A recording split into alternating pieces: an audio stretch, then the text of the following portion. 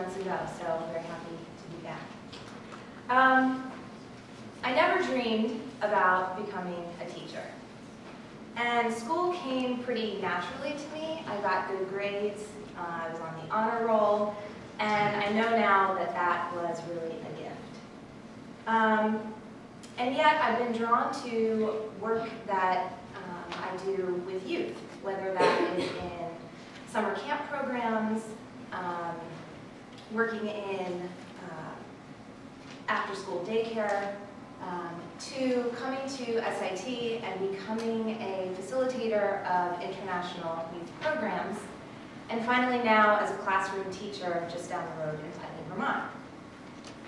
And each experience has shaped the way that I view education and has led me to think critically about my role in facilitating learning.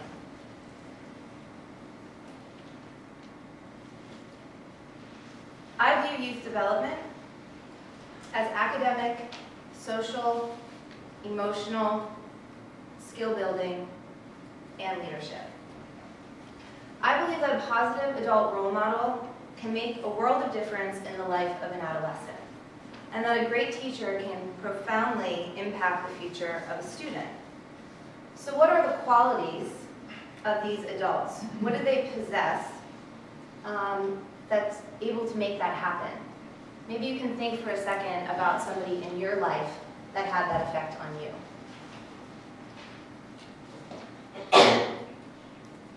For me, one of those people is Caroline Lewis. Caroline believes that education is not the filling of a pail, but the lighting of a fire. And Caroline is like fireworks. She is bright, she's colorful, she's loud. When you're around her, you get a smile on your face. But more than that, my relationship with Caroline is about how she makes me feel when she is absolutely committed to making me believe that anything is possible. And that feeling and that relationship that I have with her, her being my mentor for over 7 years, is truly a very special gift. I'm lucky to call her a friend. With her encouragement, and as I said, working alongside her in the field in education in a botanical garden, she encouraged me to talk with my boss about sending me to Chiang Mai, Thailand for a course in Certificate of Practical Horticulture. So I would be getting certified as well as doing a trainer of trainers for the certification. And luckily, the proposal that I submitted was accepted, and so that is me in Thailand. I was the only American on this trip. There were about 12 of us, many from Southeast Asia, a couple from Europe, and I was very much a fish out of water. But this experience, this really was, I think, the most pivotal experience for me of how I came to SIT. I was learning, like I said, in a cross-cultural environment. We were doing classroom skills in the morning and then going out into the field, doing practical work in the afternoon. And I saw this idea of taking practical skills and being able to apply them in a context that could be replicated over and over. Brilliant. I thought, I can do this. And so I came back home and I started looking around for opportunities where I could take what I had been doing in botanical gardens, doing curriculum development and teacher trainings, and how I could take it, to another level, perhaps internationally. So I arrived at World Learning with 10 years experience in teaching and curriculum development. And I was full of hope, and I wanted to find a connection between education and sustainable development. And so I looked into the SLM degree, the Intercultural Service Leadership and Management. That provided enough flexibility for me to focus also on a training concentration. In the hopes that I would eventually be able to travel internationally, promoting education for all, and feeling confident in my skills and knowledge that those would benefit others. So I really wanted to help. At SIT, going through a lot of the coursework, especially with people like Rylan and Ken Williams and McCoy, I began to see what the problem was with my good intentions. And I knew that I needed to do a lot more self-work before I could take my ideas out into the world. I needed to realize that I didn't have all of the answers. So one of the courses that was really influential for me, and a lot of people in this room I'm sure are very familiar, was TEDx with Rylan White. And at SIT, this is sort of, common knowledge. We are learning by doing. It's the experiential learning cycle. But it was really in TEDx, and specifically Barnga, a game that we played, cards, sets of instructions, you play in silence. And after debriefing and going through, reflecting on the experience, our conversation went from a card game to talking about cross-cultural communication and culture shock. And for me, this was an aha moment that you could intentionally design an experience for learning that could translate into much broader, bigger issues.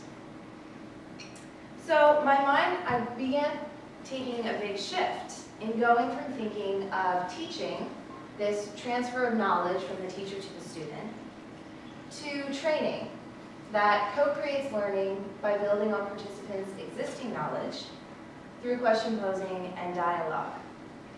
And so in teaching, I actually was pretty comfortable that I had the answers and that I had a way of delivering knowledge that my students were receptive to. In training, I'm a lot more vulnerable, and that's not a place that I like to be. So I really focused, in some of my other coursework as well, exploring this idea. And when it came time to pick a practicum, I decided to work with World Learning's International Youth and Leadership Programs. These are 4-week programs every summer where we bring students from all around the world to Vermont. They are here for about a week. We do team building. We push them into learning about topical issues that are related to youth. We have structured dialogue where they practice active listening and speaking from the heart, genuine communication. And then we send them out into the host cities around the United States. They live with host families. And then we end the program in Washington, D.C., where they work on action plans to bring ideas back home. And so through this process, it's absolutely transformational for the students as well as for the adult facilitators to watch these youth just completely dive in and commit, to be absolutely open to being completely vulnerable, and to see that the more that they gave of themselves, the more that they received. And this was really a huge, again, learning for me, that as someone comfortable teaching, that putting myself out there and showing those things that were vulnerable, I could really gain and learn a lot more about myself and others. So I began to think about what was my role as a program facilitator in this transformational process. And putting on, my trainer lens, this was my capstone project.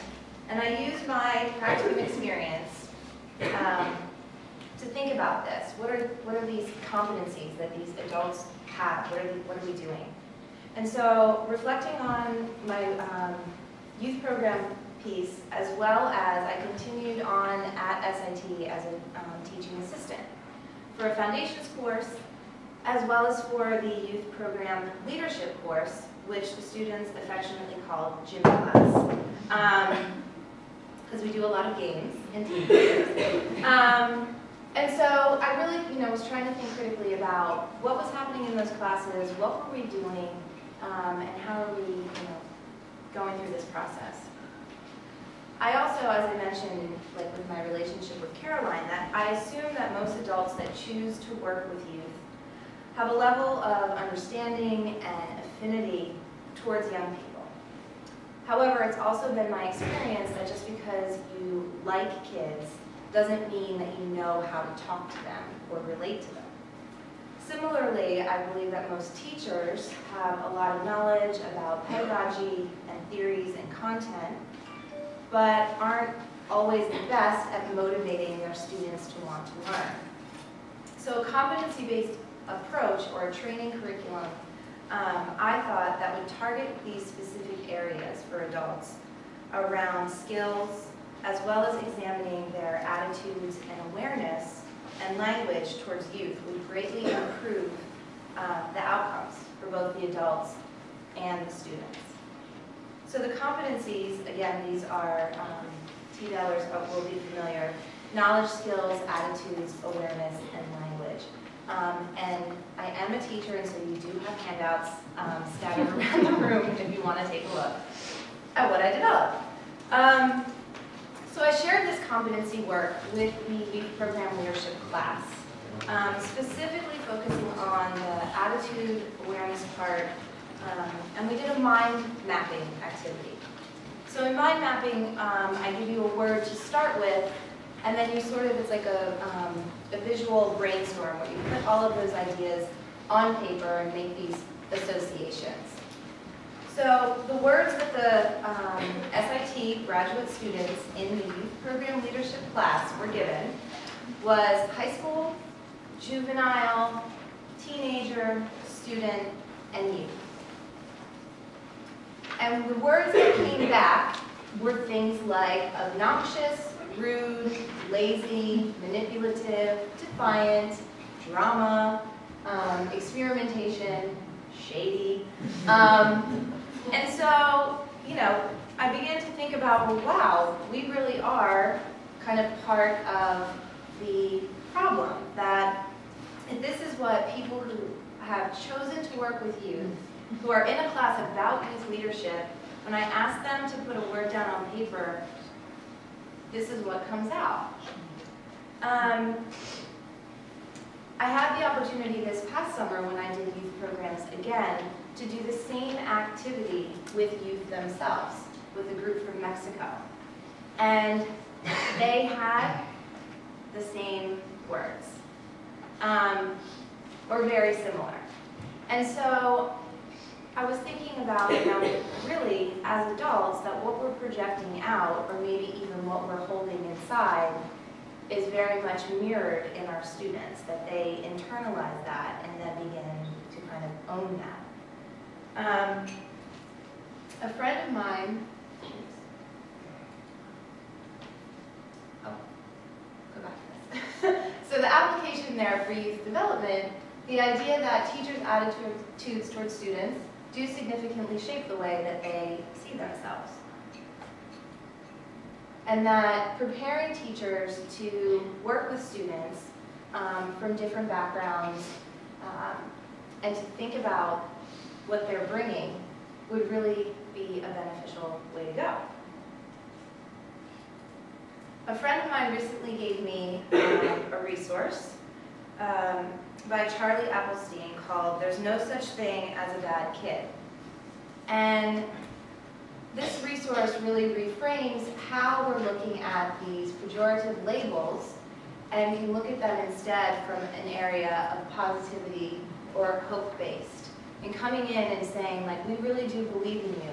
No, okay, so maybe what was obnoxious is just a good way at pushing people away. Or instead of being rude, you're really good at affecting people. You're not lazy, you're conscious about things. And so it's kind of funny, but it's also, I think, true that how you approach it makes a really big difference. And how students receive it then will also be different.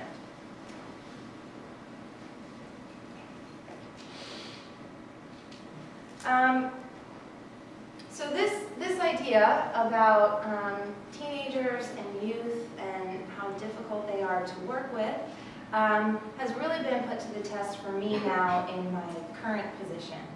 I've never been a classroom teacher before. My experience in education has always been in a non-traditional setting, so in a botanical garden, working with international youth. And so this is my first time in classroom teaching.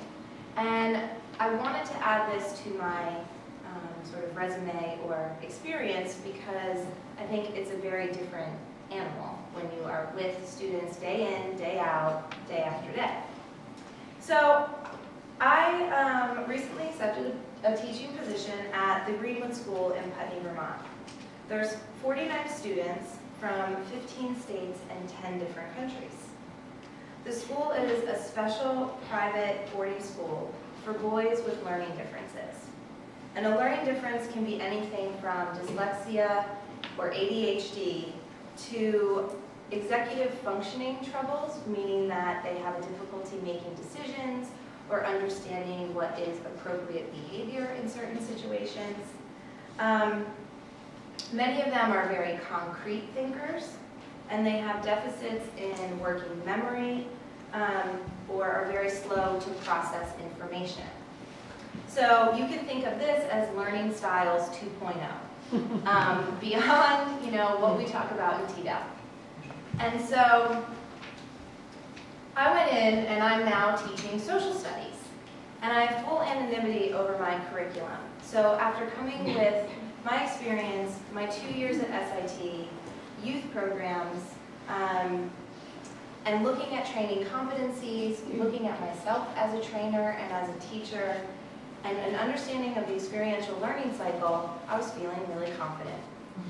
I also know the boys because I worked there last year on the residential side, so I have some relationships with them.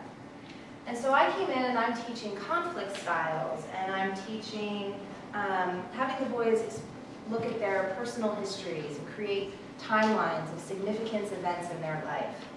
And we're playing group juggle so that we can formulate classroom norms. And we have current event Fridays. And the boys are all looking at me like I have two heads, right? Because, for SITers, you can throw the idea of Johari window out of the room. If you want to really know what people are thinking about you, come to my classroom at Greenwood School. Because exactly, how they're feeling is mirrored directly at me. And so, I feel like I'm speaking a whole different language. And this is the most challenging cross-cultural experience I've ever had. I'm pushing them so far past their learning edge that they are jumping off the cliff. And I'm expecting them to act like SIT graduate students, and that's not where they are, and that's not where they're coming from. And so I'm thinking now, I've done this work, and I'm really trying to look at myself as a teacher and as a trainer, and there's so much more to learn. Thank you.